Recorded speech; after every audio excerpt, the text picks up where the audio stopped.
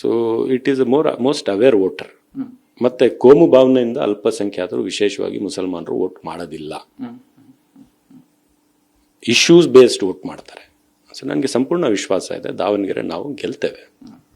But sir, ticket ಹಂಚಿಕೆ ಸಂದರ್ಭದಿಂದ ಹಿಡಿದು ಇಲ್ಲಿಯ ತನಕವೂ ಕೂಡ ಟಿಕೆಟ್ ಅನ್ನ ಮುಸ್ಲಿಮರಿಗೆ ಕೊಡಬೇಕು ಅನ್ನುವಂತ ಬೇಡಿಕೆ ಬಹಳ ಗಟ್ಟಿಯಾಗಿತ್ತು.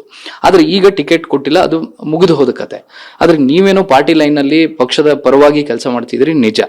ಆದ್ರೆ ಮುಸ್ಲಿಂ ಸಮುದಾಯದ ವೋಟ್ ಅಂದ್ರೆ ಅದು ಟೇಕನ್ ಫಾರ್ ಗ್ರಾಂಟೆಡ್ ಅನ್ನುವಂತಹ ಭಾವನೆಗಳು ಬರೋ ರೀತಿಯಲ್ಲಿ ಬೆಳವಣಿಗೆಗಳಾಯ್ತು ಅನ್ನುವಂಥದ್ದು.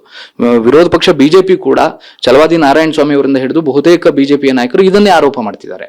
ಬಿಜೆಪಿಯವ್ರು ನೋಡಿ, ಅವ್ರಕ್ಕಿಂತ 2-4 ಎದ್ದವ್ರು ಲೀಡರ್ಸೇ ಇಲ್ಲ. ಮುಸ್ಲಿಂ ಕೊಟ್ಟಿದ್ರೆ ಮುಸ್ಲಿಂ ಹೋಲೈಕೆ ಅಂತಾರೆ, ಕೊಡದೇ ಇದ್ರೆ ಮುಸ್ಲಿಮ್ರಿಗೆ ಅನ್ಯಾಯ ಅಂತಾರೆ. ಮತ್ತೆ ನೀವು ಯಾವ್ದಾದ್ರು ಕೊಟ್ಟಿದ್ದೀರಾ? ಅವರೇ ಕೊಡ್ಬೋದಿತ್ತಲ್ಲ ಬಿಜೆಪಿಯವರೇ.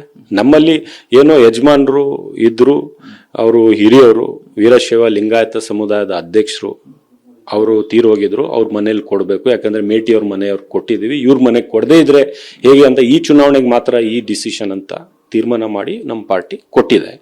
ಬಿಜೆಪಿ ಎಲ್ಲ ಆ ಥರ ಮಜಬೂರಿ ಇರ್ಲಿಲ್ವಲ್ಲ, ಅವರೇ ಮುಸ್ಲಿಂ ಕೊಡ್ಬೋದಿತ್ತಲ್ಲ. ಮತ್ತೆ ಮುಸಲ್ಮಾನರನ್ನ ಡೇರಿ ಗುರಿಯಾಗಿ ಅವ್ರನ್ನ ಜೀವನವನ್ನೇ ಕಷ್ಟಕ್ಕೆ ಹಾಕ್ಸಿರೋದು ಯಾರು? ಬಿಜೆಪಿಯವರೇ, ಸಂಘ ಪರಿವಾರದವರು. ಇವರು ನಮ್ಮ ಬಗ್ಗೆ ಅನುಕಂಪ ಬೇರೆ.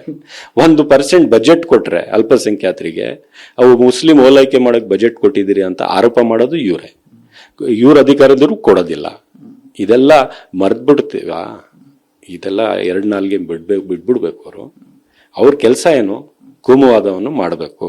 ಅವ್ರ ಕೆಲಸನು ಈ ಸಮಾಜದಲ್ಲಿ ವಿಷದ ಬೀಜವನ್ನು ಬಿತ್ತನೆ ಮಾಡಬೇಕು. ಬಿಜೆಪಿಯವ್ರ ಕೆಲಸ ಅದು ಮಾಡ್ಕೊಂಡಿರ್ಲಿ. ನಾವು ದೇಶ ಕಟ್ಟಬೇಕು, ಎಲ್ಲರಿಗೂ ಒಗ್ಗೂಡಿಸ್ಬೇಕು, ಅದು ನಮ್ಮ ಕರ್ತವ್ಯ, ನಾವು ಮಾಡ್ತೇವೆ. ಅವರಿಂದ ಏನು ಕಲಿಯೋದೇನಿಲ್ಲ ನಮಗೆ. ಸರ್, ಈ ಎಲ್ಲ ಗೊಂದಲಗಳ ಮಧ್ಯೆಯೂ ಕೂಡ ಕಾಂಗ್ರೆಸ್ ದಾವಣಗೆರೆ ದಕ್ಷಿಣ ಕ್ಷೇತ್ರದಲ್ಲಿ ಗೆಲ್ಲುತ್ತಾ? 100ಕ್ಕೆ 100 ಗೆಲ್ಲುತ್ತೆ. ಒಳ್ಳೆ ಮಾರ್ಜಿನಲ್ಲಿ ಗೆಲ್ಲುತ್ತೆ. ಮತ್ತೆ ನಾವೆಲ್ಲ ಹೋಗಿ ಅಲ್ಲಿ ಇರ್ತೇವೆ, ಕ್ಯಾಂಪೇನ್ ಮಾಡ್ತೇವೆ, ನಿಶ್ಚಿತವಾಗ್ಲೂ ಗೆಲ್ತೆ. ಜಮೀರ್ ಅಹಮದ್ ಖಾನ್ ಅವರು ಸ್ವಲ್ಪ ಬೇಸರ ಆಗಿದ್ದಾರೆ ಅನ್ನುವಂಥ ಚರ್ಚೆಗಳಿದಾವೆ ಸರ್. ಅವ್ರನ್ನೂ ಸಮಾಧಾನ ಮಾಡಿ ಲೋಕಲ್ ಲೀಡರ್ಗಳನ್ನು ಸಮಾಧಾನ ಮಾಡುವಂತ ದೊಡ್ಡ ಚಾಲೆಂಜ್ ಇದೆ ಈಗ. ಏನ್ ಸಮಾಧಾನ ಮಾಡೋದು? Is A minister in the government. ಏನ್ ಸಮಾಧಾನ? ಅವ್ರು ಬೇರೆಯವ್ರು ಸಮಾಧಾನ ಮಾಡ್ಬೇಕು, ಅವ್ರಿಗೇನು ಸಮಾಧಾನ ಮಾಡೋದು? ಅವರು ಕೇರಳದಲ್ಲಿ ಬ್ಯುಸಿ ಇದ್ದಾರೆ ಅಂತ ನಂಗೆ ಮಾಹಿತಿ ಬಂದಿರ್ತಕ್ಕಂಥದ್ದು. ಯಾವುದೋ ಅಸಮಾಧಾನ ಅಥವಾ ಬೇರೆ ಇಶ್ಯೂಗಲ್ಲ. ಕೇರಳದಲ್ಲಿ ಅವರು ಎಲೆಕ್ಷನ್ ಇನ್ಚಾರ್ಜ್ ಹಾಕಿದ್ದಾರೆ, 1-2 ಜಿಲ್ಲೆ ಅವರಿಗೆ ಕೊಟ್ಟಿದ್ದಾರೆ, ಅಲ್ಲಿ ಬ್ಯುಸಿ ಇದ್ದಾರೆ. ಬಂದು ಅವರು ಕೂಡ ಇಲ್ಲಿ ಪ್ರಚಾರ ಮಾಡ್ತಾರೆ, ಎಲ್ಲ ಇದು ಮಾಡ್ತಾರೆ. ಅವ್ರ ಕರ್ತವ್ಯ ಅವ್ರು ಮಾಡ್ತಾರೆ, ನಮ್ಮ ಕರ್ತವ್ಯ ನಾವು ಮಾಡ್ತಾ ಇದೀವಿ ಈಗ. ಸೊ ಆ ಥರದ್ದೇನು ಅಸಮಾಧಾನ ಏನಿಲ್ಲ. ಇದಿಷ್ಟು ರಿಜ್ವಾನ್ ಅರ್ಷದ್ ಅವರ ಮಾತು. ಕ್ಯಾಮರಾ ಪರ್ಸನ್ ಮಹೇಂದ್ರ ಜೊತೆ ಪ್ರಸನ್ನ ಗಾಂವ್ಕರ್, TV9 ಬೆಂಗಳೂರು.